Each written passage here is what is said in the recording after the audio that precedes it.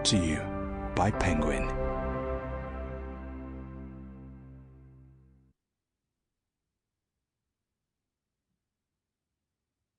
The Stranger Times by C.K. Mcdonnell.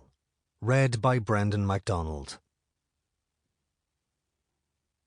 To Manchester, for the magic and the mayhem.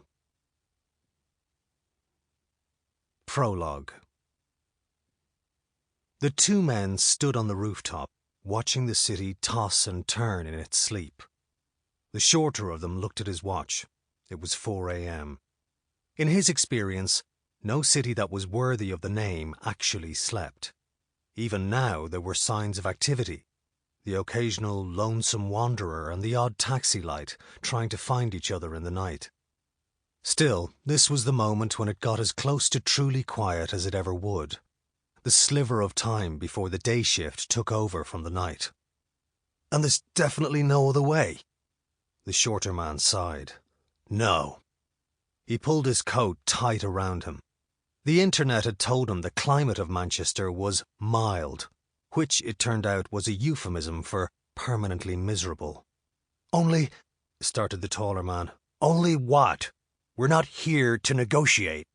The taller man glared down at his companion. This isn't easy, you know. Believe me, my part is considerably harder than yours. It's 42 bloody flaws. Yeah, but you only really have to worry about the last one. Anger flashed in the taller man's eyes. Is that supposed to be funny? No, none of this is funny. You have no idea how much giving you this chance has cost me. And now we get up here, and it turns out you're a pussy.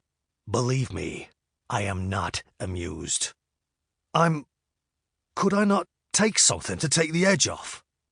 The shorter man turned and walked a few steps.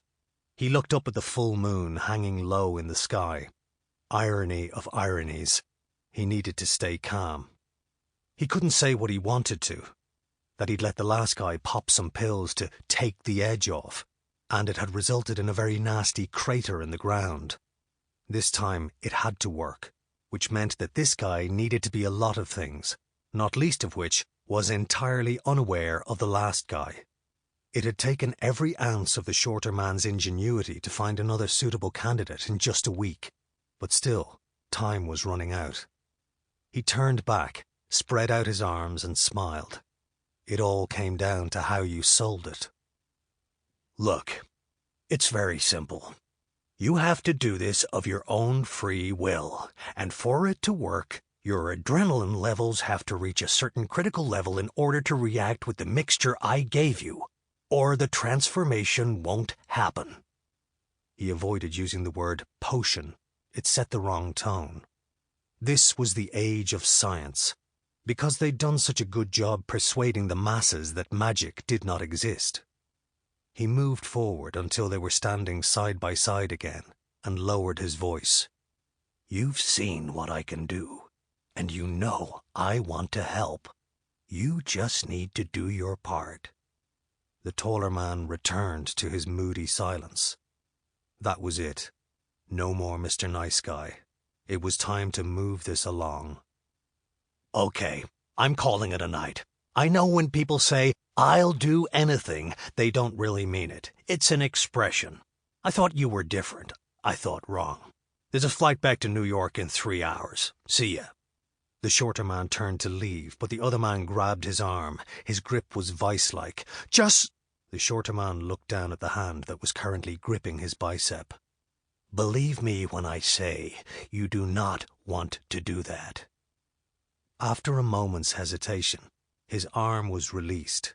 He looked up into the taller man's teary eyes. Anger, fear, and a large dollop of hate swirled around in there.